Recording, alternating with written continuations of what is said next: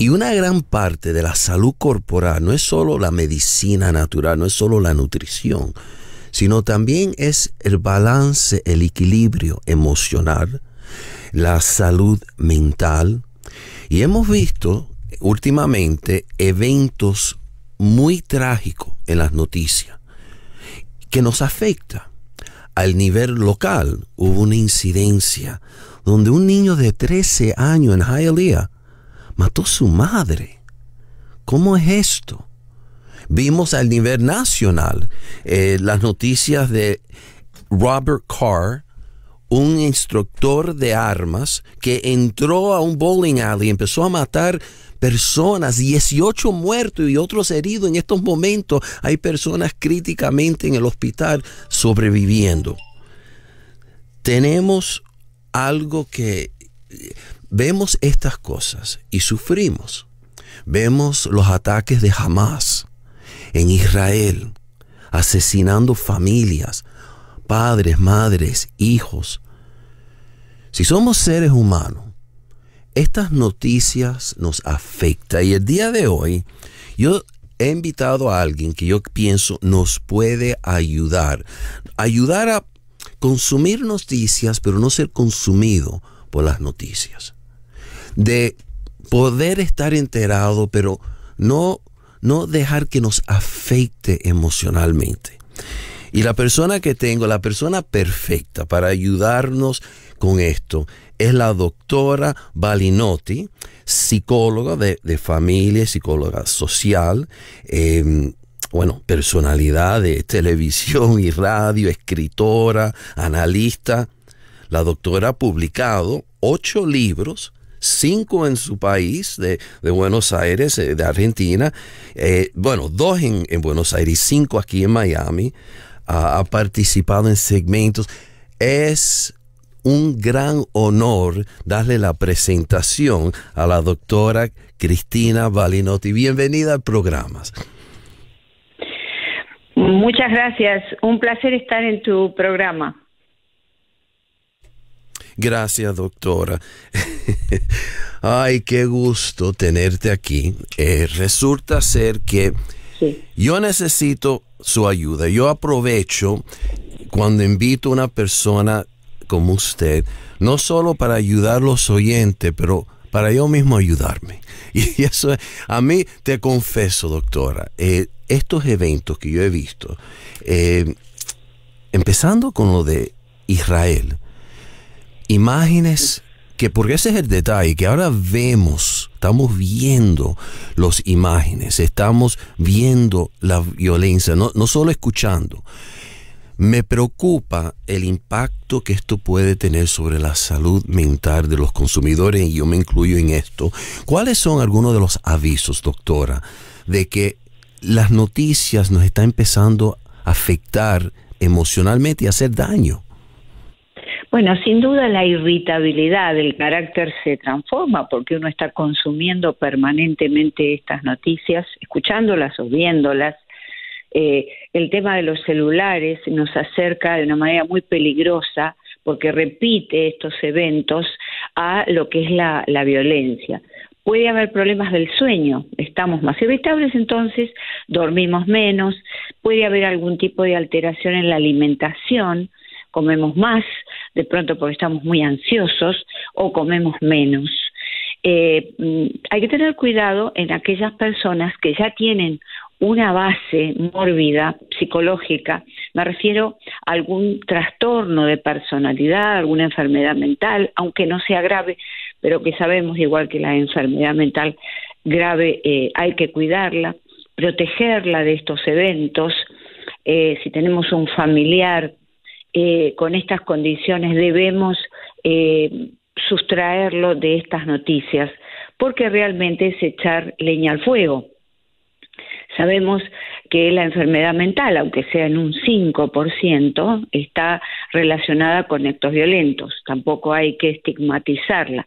Hay muchos más actos violentos por personas desesperanzadas, desesperadas, con lo que llamamos depresión noógena o depresión espiritual, personas que ya no se sienten validadas en el mundo, integradas a la familia, que pueden llegar en una suerte de escape final, digamos, explosivo, que así se denomina, o crisis catatímica, pueden llegar realmente a asesinar o pueden llegar a ponerse violentos. Vale decir que estos hechos y la accesibilidad a la noticia que hoy tenemos realmente agudizan la enfermedad mental y pueden provocarla también en aquellas personas que ya tienen una predisposición a la enfermedad y que de todas maneras, por ejemplo, predisposición genética, que de todas maneras lo van digamos, la enfermedad va a explotar, pero no debemos colocar incentivos, de modo que hay mucho que hablar respecto de esto, porque la enfermedad mental es la gran olvidada en nuestra época. No hay prevención. Cuando hablamos de la incidencia que ocurrió en Maine, el tiroteo de 18 que fallecieron a manos de un instructor que en el verano de 2023 fue ingresado a un hospital mental porque decía escuchar voces. Sí. Dijo que iba a hacer un acto de violencia en la base del National Guard. Estamos hablando de una persona entrenada, un entrenador de armas del ejército. Sí. Y cayó en este horrible evento. ¿Cuáles son los avisos que las autoridades pueden leer para prevenir este tipo de evento en el futuro? Se habla mucho cuando algo así pasa, doctora, de el control de armas, y hay muchos aspectos políticos, pero en la parte psicológica, ¿habían avisos, red flags? ¿Cómo se puede prevenir estos eventos trágicos? Bueno, es difícil prevenirlo si el individuo se encuentra aislado, sin un grupo familiar que lo sostiene, porque entonces, en el caso que este individuo no esté aislado, el grupo familiar tiene que ver algunas señales. Por ejemplo, si es alguien que abusa de alcohol o de drogas, ¿verdad? Si es alguien que está en tratamiento por enfermedad mental y rechaza ese tratamiento, deja de tomar su medicación. Si tiene ideas delirantes, si de pronto comienza a aislarse de la familia y también de la sociedad.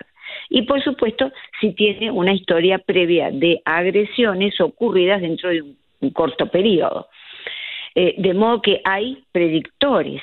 El tema es tener el tiempo y la voluntad de hacerlo. El problema es que en esta sociedad todos trabajamos, estamos afuera, no tenemos esta conexión humana que paradójicamente nos proponen países que a lo mejor no tienen tanto desarrollo económico. Entonces, el hecho de poder observar, para observar a un familiar hay que tener tiempo, hay que poder hablar, hay que poder, en los jóvenes, por ejemplo, entrar a sus cuartos, ver qué están haciendo, controlar sus celulares o evitar que usen tanto el celular. De modo que hay cosas que podemos hacer. Desde Doctora, y has tocado un tema clave en nuestra sociedad, el impacto que las redes sociales tiene, el internet, los teléfonos, en las mentes de nuestra juventud.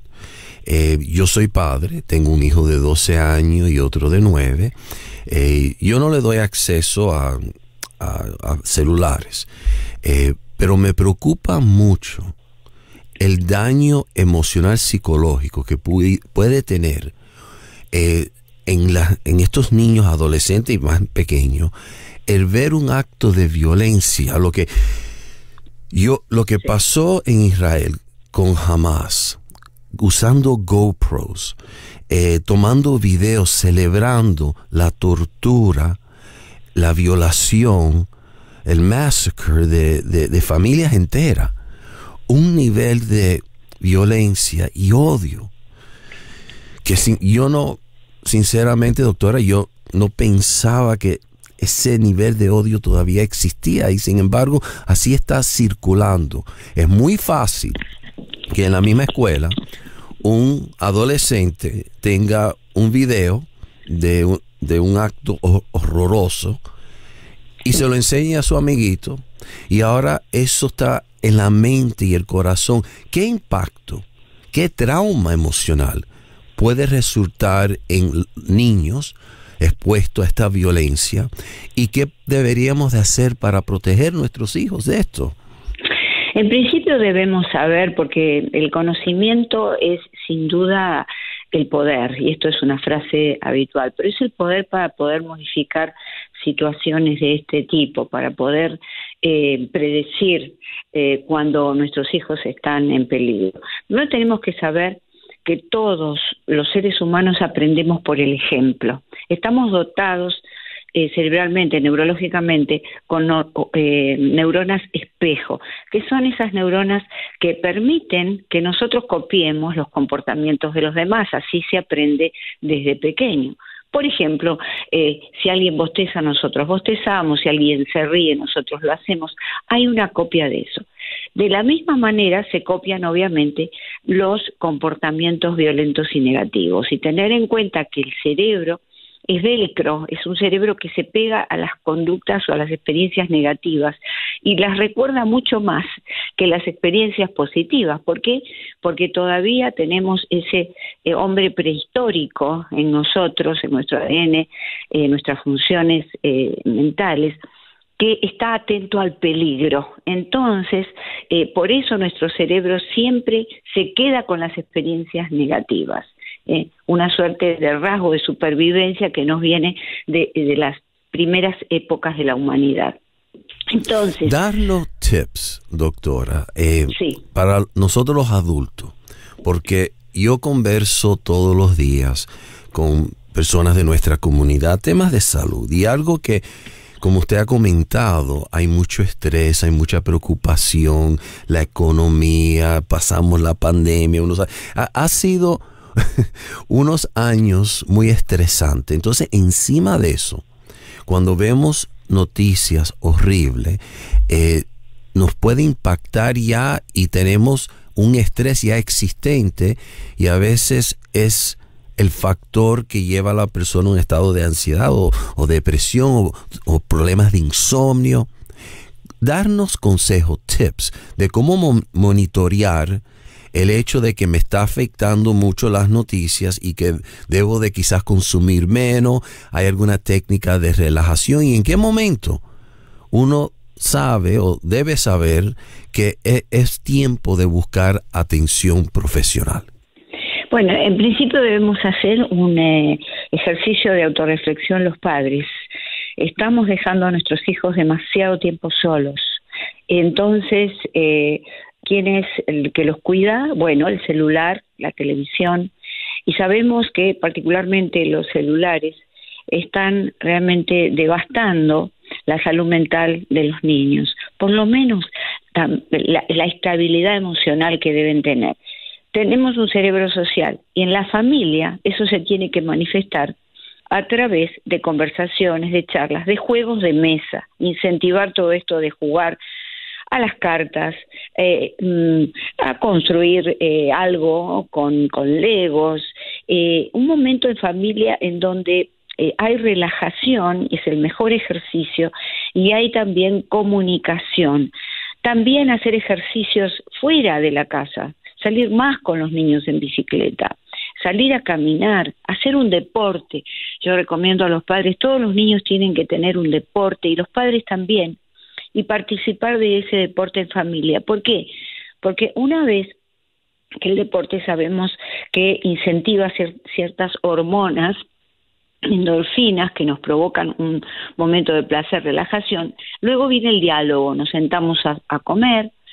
Otra de las grandes cosas que debemos hacer es recuperar una comida familiar entre todos sin celulares.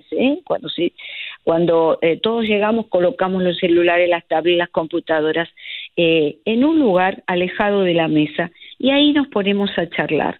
Si los niños no quieren hablar, nosotros contamos nuestro día. Y vamos a ver que eso se provoca una suerte de comunión, porque comunicación viene de la misma raíz de comunión, de comulgar.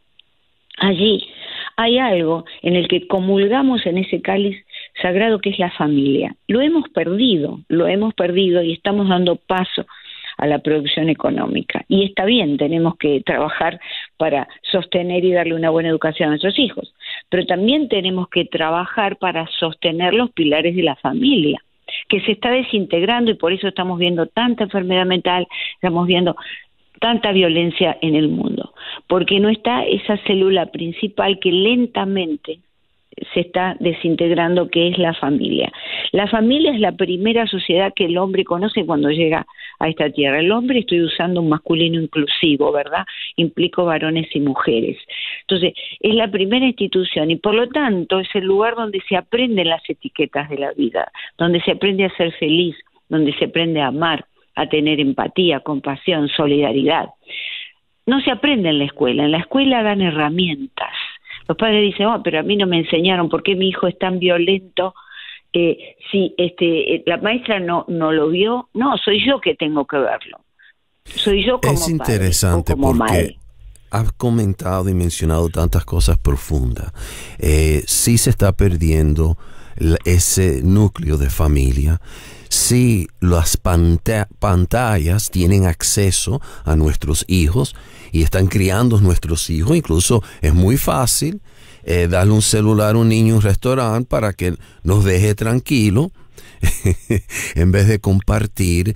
Eso es parte del problema y lo que a mí me preocupa como padre por primera vez, no sabemos bien el impacto que tiene o va a tener tanto tiempo delante de las pantallas en la salud mental y emocional de nuestros hijos.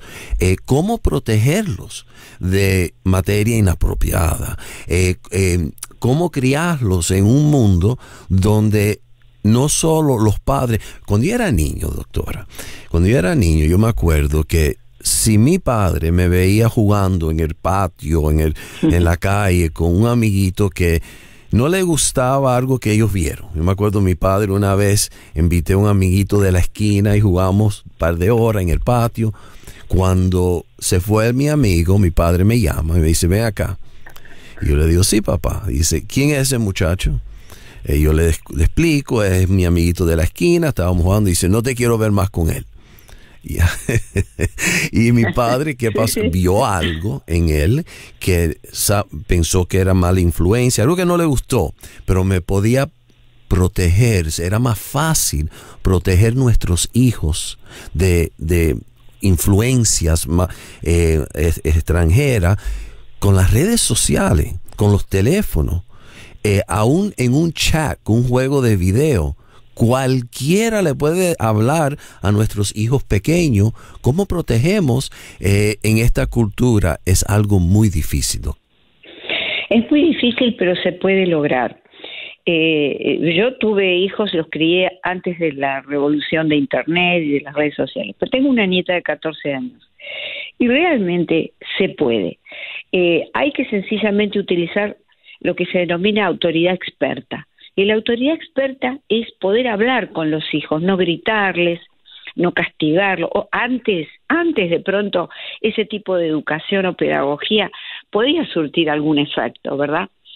Pero ahora ya no. Ahora no, porque lógicamente tienen acceso a muchas cosas que antes, como tú señalabas, no teníamos. Es decir, era todo respetar la autoridad del padre o de la madre. Entonces, lo que podemos hacer es la autoridad experta. ¿Qué implica? Ahora vamos a comer, cuando nosotros nos reunimos con mi familia los fines de semana, mi nieta sabe que no puede usar el celular, entonces vamos a charlar y ella se pone a contar sus cosas y nosotros contamos las nuestras. Y estamos allí aislando al ser querido de toda esta locura de las redes sociales. Lo que tenemos que hacer también es poner controles a los celulares, hablar con nuestros hijos. Si nosotros los respetamos, no les gritamos, no les pegamos, pero sí hablamos y les demostramos que están ahí. Por ejemplo, ¿qué es tan grave como pegarle a un hijo? Decirle al hijo cuando nos quiere hablar, papá, necesito hablar contigo, me pasó tal cosa. Bueno, ahora no puedo, y tú tomas la puerta y te vas. ¿Por qué? Porque tienes que ir a trabajar a hacerlo. Eso es nocivo. ¿Por qué? Porque cuando tú le dices más tarde puede ser realmente tarde, porque hay algo que quiere comunicarnos. Si tenemos la suerte, ¿no?, de haber establecido cierta confianza con nuestros hijos, que se llama confianza neurológica en psicología, quiere decir que ya hay trazados unos caminos en su mente, en su cerebro, de comunicación. Entonces, cualquier cosa que pase, aunque hay cosas que van a charlar con sus amiguitos, por supuesto, ¿verdad? Pero si es algo que realmente lo impacta o es grave, lo va a comunicar, lo va a hablar con nosotros.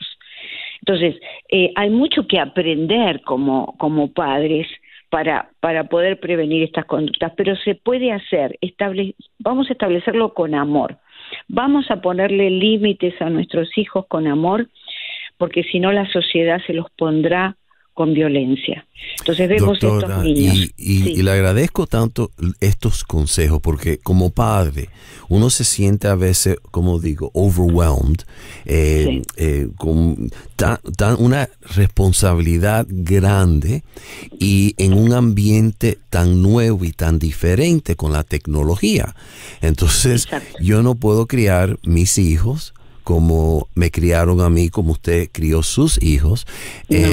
Es otro mundo. Ahora el mundo de sus nietos, o mis hijos, es otro mundo totalmente, con diferentes amenazas y problemas sociales.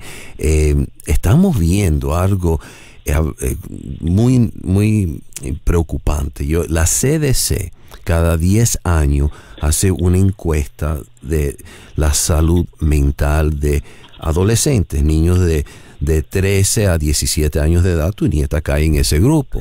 Sí. Una de las estadísticas más alarmantes que salió de este estudio fue que 60% de las niñas adolescentes decían sentirse deprimidas.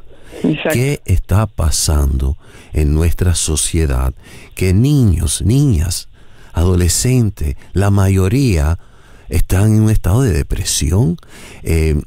Algo pasa, doctor. Yo quiero hablar, después de la pausa, hablar un poquito más de esto y también de parejas. ¿Cómo la familia? Porque usted mencionó que muchas veces estamos más involucrados en nuestra profesión, nuestro trabajo, buscamos satisfacción y sentido de valor, teniendo éxito en nuestra carrera. Pero también hay que ser padre, hay que ser esposa, hay que ser hijo, hay que ser amigo. Hay muchos papeles que tenemos que balancear para tener equilibrio y éxito. Doctora, cuando regresemos vamos a hablar de eso, si nos puede dar otro tiempecito. Perfecto, con gusto. Gracias, doctor. Y a los oyentes, escuchen, vamos a aprender mucho el día de hoy de la doctora Cristina Balinotti. Regresamos en unos breves momentos.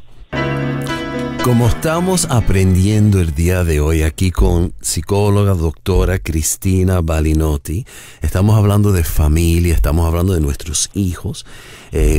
Doctora, déjame decirle, bienvenida de nuevo al programa, gracias. Yo sé que su tiempo vale mucho, gracias, doctora. Tú sabes que me gustaba mucho su segmento en familia, ya en el show de Cara a Cara. Muy interesante, haciendo el bien. Y una de las crisis que yo estoy viendo, otra vez como padre, es la crisis en los adolescentes, nuestros hijos. Como mencioné antes del corte, la CDC cada 10 años, Centers for Disease Control, tiene una encuesta, un survey, Youth Risk Behavior Survey, donde analizan cada 10 años para ver las tendencias y los cambios de una generación a la otra en nuestros adolescentes. Y fue muy preocupante los resultados, sobre todo en las niñas de edad de su nieta. 10 años atrás, cuando preguntaron si las niñas se sentían deprimidas, 35% dijeron que sí. Esta última encuesta subió a 60%. Los varones, 30% sentían depresión.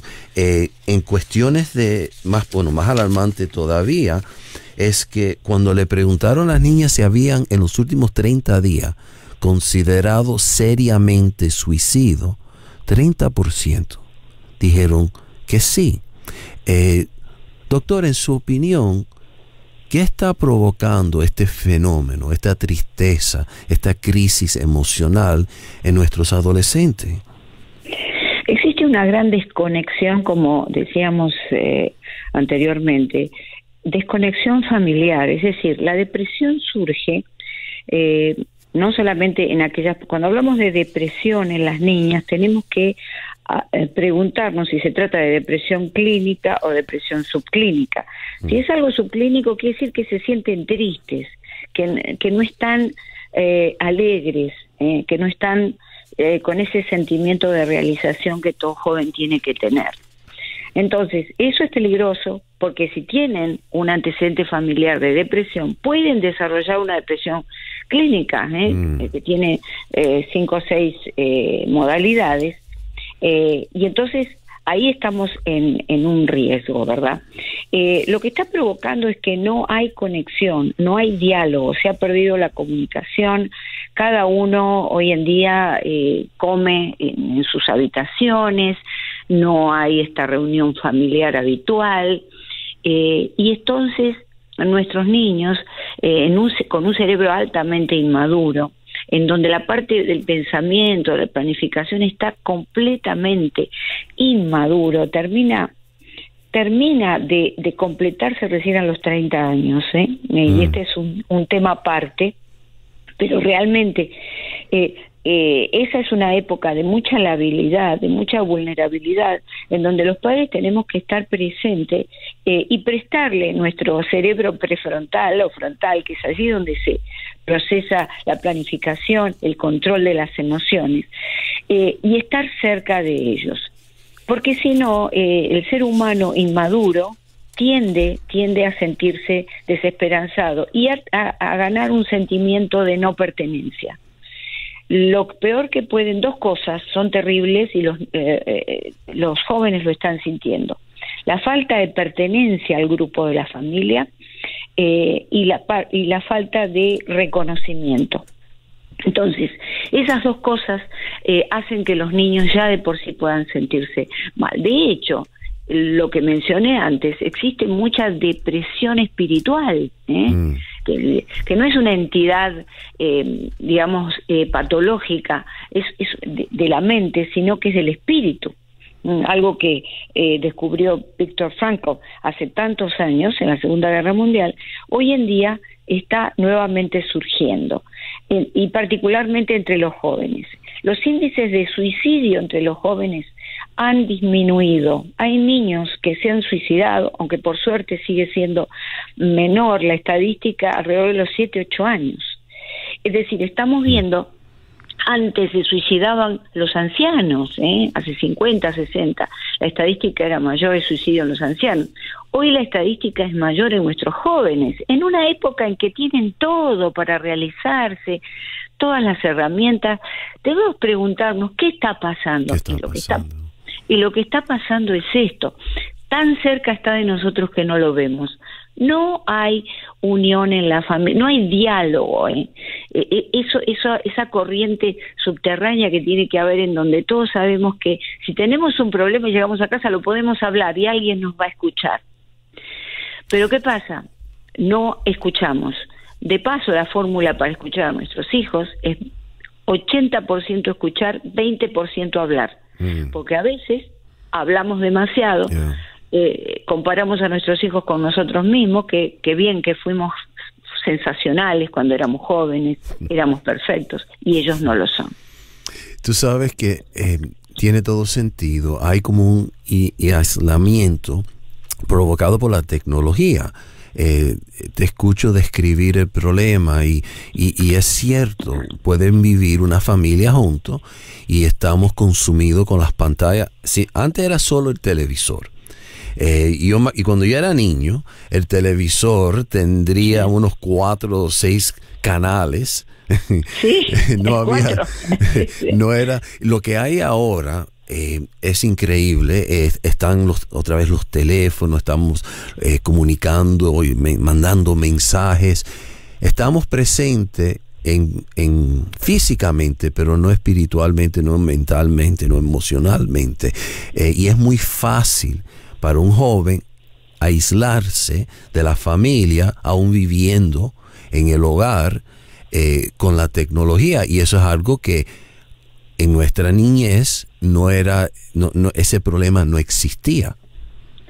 Exactamente, por eso tenemos que hacer un mea culpa a los padres y no decir, no sé lo que le pasa, yo le doy de todo, va al mejor colegio, mira la ropa, o trabajo mucho y tiene lo que necesita y no sé qué es lo que tiene. Lo que necesita el niño, más allá de la ropa buena o el colegio bueno, es la unión de la familia, es el diálogo, es poder escucharlo, es estar con él presente, sin prejuicios, sin sindicarlo diciéndole, tú eres un vago, por ejemplo, no sé lo que te pasa.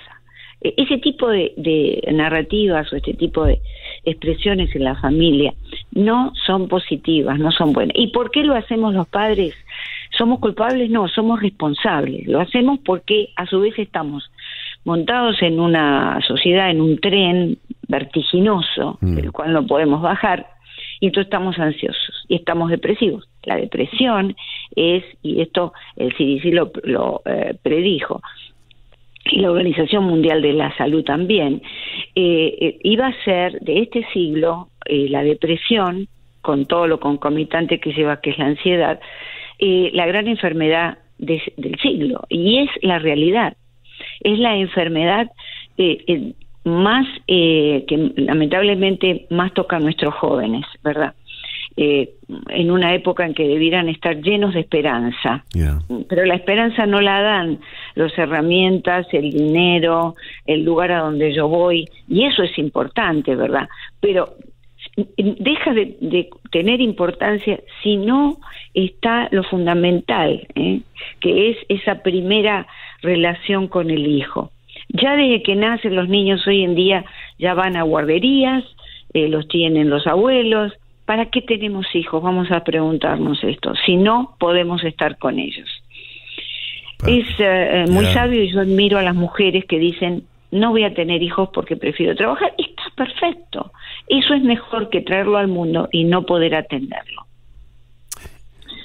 Y es que criar hijos es algo que muchos padres o madres incluso tienen que enfrentar solas. El divorcio es algo grande, la ausencia de un padre en el hogar. Tremendo. Y yo estaba en la iglesia, el pastor dio un sermon muy interesante y él habló de cómo la familia se está separando. Aproximadamente casi 50% de los matrimonios terminan en divorcio, tengo entendido. Estaba hablando de la ausencia de padres en los hogares y cómo afecta estadísticamente a esos niños, esos hijos, como adultos. La incidencia de niños que dejan el high school, dropout de high school, 71% son niños donde no hay padres en el hogar. Jóvenes encarcerados por crímenes, 85% son jóvenes donde no tuvieron padres en el hogar. Teen suicide, suicidio de adolescentes, 63%.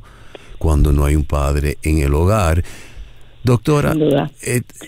Tener la familia unida, mantener un matrimonio saludable, esa relación entre esposo y esposa, ese es otro challenge, otra tarea importante, porque la familia empieza con esa relación, ¿no es así?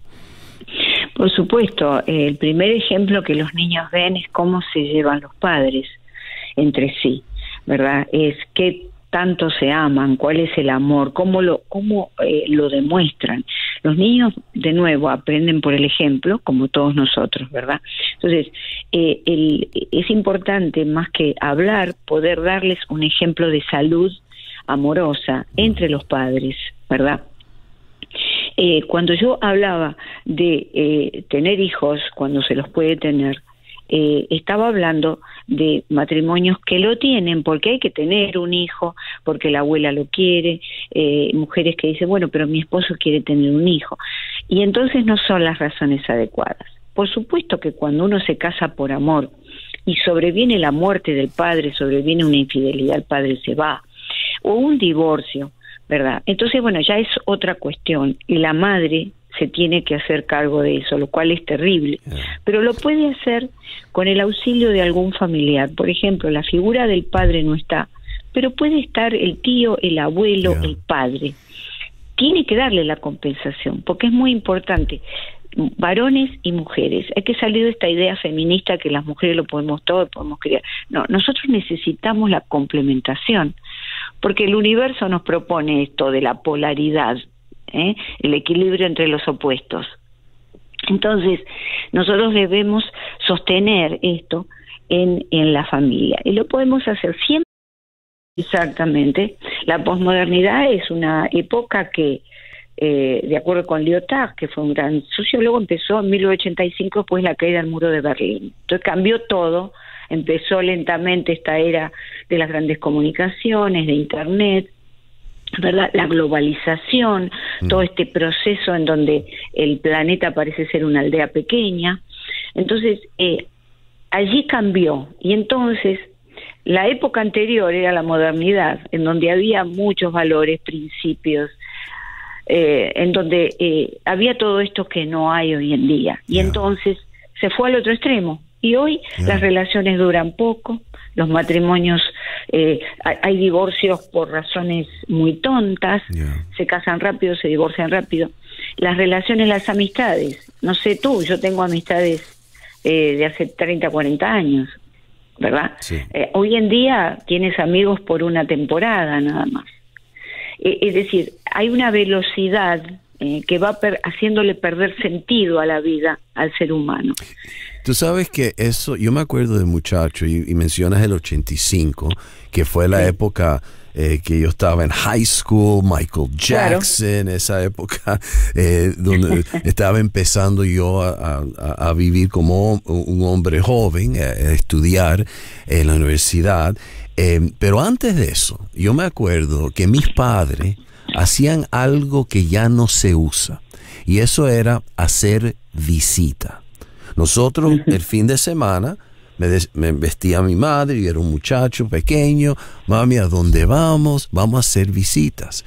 Y lo que eso quería decir es que ellos iban a la casa de familia o vecinos sin avisarse, sin anunciar la visita, solo para compartir, tomarse un cafecito, tener una conversación.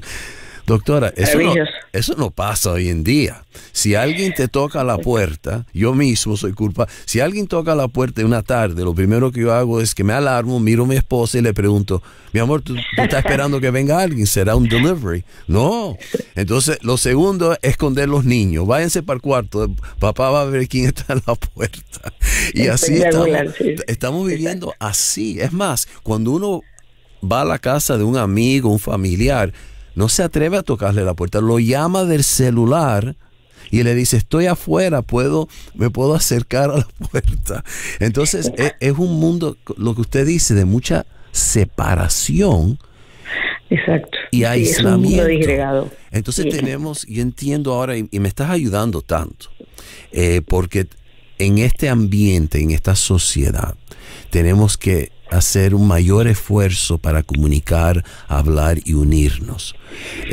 Más que nunca, el núcleo de la familia, la comunicación, lo cual empieza con el matrimonio y el estado de salud de matrimonio, y eso de que muchas veces el divorcio viene muy fácil, es iniciado sin tratar de... hay menos compromiso. Está como de onda el divorcio, ¿no es así? Es que entonces vemos la separación en vez de un gran esfuerzo a unir el matrimonio y la familia. Claro, eso va con la época, porque no olvidemos que la familia, el individuo está dentro de una familia y la familia está imbricado, encastrado dentro de una sociedad. Entonces, está completamente influido por la época, sin duda. Entonces, la confianza... Ay, doctora, no me asuste, sí. No me asuste, porque estamos capturados dentro de una sociedad donde yo veo cosas que son tan nocivas, que están de onda, esto de la cultura transgénero, que está ahora de onda en TikTok, como si fuera la disforia, sexual dysphoria, lo están utilizando como algo positivo, confundiendo jóvenes, lo que es normal, lo que se ha normalizado, es increíble, y entonces nuestros hijos y nuestra sociedad está captivo a estas influencias, y estas influencias están en los cuartos de nuestros hijos, en los celulares. Exactamente. La batalla que un padre tiene hoy en día de proteger sus hijos de malas influencias, de esas mentes inmaduras que pueden ser tan negativamente impactados, es mucho más difícil que en los días cuando mi padre me decía, oye, ¿quién es ese muchacho que estaba aquí? No te quiero ver más con él. Eso era más fácil. Exacto, es lo que, porque un gran sociólogo polaco, Bauman, dijo que esto es la posmodernidad, es una sociedad líquida, es líquida porque todo se va rápido, se escapan las relaciones como el agua entre los dedos, ¿verdad? Y hay fragilidad de los vínculos humanos, hay rechazo de las tradiciones, y por supuesto que hay lo que tú mencionabas, y una de las características de la posmodernidad es la falta de confianza. No hay ya confianza entre los seres humanos. Entonces, si a esto le agregamos la sobredosis de información, el individualismo, el narcisismo de la época también, es una fórmula para el desastre, y por eso los padres debemos realmente cerrar filas con la propia familia y poder hablar de todas estas cosas, ¿verdad? Por ejemplo, el fin del compromiso mutuo, no hay ya compromisos. Antes yo recuerdo que los compromisos se sellaban con un apretón de manos. Hoy en día ni siquiera los compromisos escritos, por ejemplo, en un papel, se sostienen. Es decir que realmente es una sociedad bien difícil, que es por supuesto global, debido a la globalización, ¿no? Es global, y nos llega tarde o temprano, llega a todos los países. La familia, y particularmente los hispanos, ¿no? Que tenemos esta capacidad de acercarnos, somos más cálidos, somos del abrazo, somos de estar más con los hijos. Tenemos que hacer, como decía yo, cerrar filas, ¿verdad? Y poder hacer punta, hacer vanguardia, que venga un nuevo movimiento, que sea el movimiento de la recuperación de la familia. Doctora, y algo que yo pienso en estos tiempos ayuda mucho a precisamente mantener eso, son las iglesias, la fe, la religión, que nos lleva a esos valores tradicionales que ahora están tan escasos, y que son tan necesarios. Yo se nos está terminando el tiempo, y estamos aquí con la doctora Cristina Balinotti, psicóloga, autora, madre, esposa, abuelita. Qué bello todos esos papeles y esos roles. Doctora, usted ha escrito numerosos libros. ¿Qué libro para los oyentes que quieren más ayuda, que quieren sentarse a leer algo que los ayude en estos temas? ¿Cuál de sus libros tú recomendarías? De madres a hijas, el ABC de la familia. Oh, wow, okay. Que se encuentra justamente en inglés y en español. En Amazon lo pueden encontrar. Oh, ¿cómo es otra vez? ¿De madre a hija? De madres a hijas. El ABC de la familia, En la portada estoy, lo escribí hace muchos años, yo, mi hija y mi nieta, que en aquel momento era pequeña. ¿Y ese libro para un padre sería algo también para leer o más para la madre? No, bueno, la madre, desde la visión de psicología profunda y desde mi propia visión, la madre es el corazón de la familia porque reúne más, ¿verdad? El padre es muy importante, pero la madre, los primeros años, particularmente los primeros 5 años de la vida, es fundamental. ¿Por qué? Porque ocurre, digamos, el primer año de vida, el niño salió del útero, pero psicológicamente está dentro del útero. Entonces hay un año en que la madre tiene que estar muy pegada a su niño o niña, para poder completar ese embarazo psicológico. Y vivimos una cultura donde la carrera no permite eso.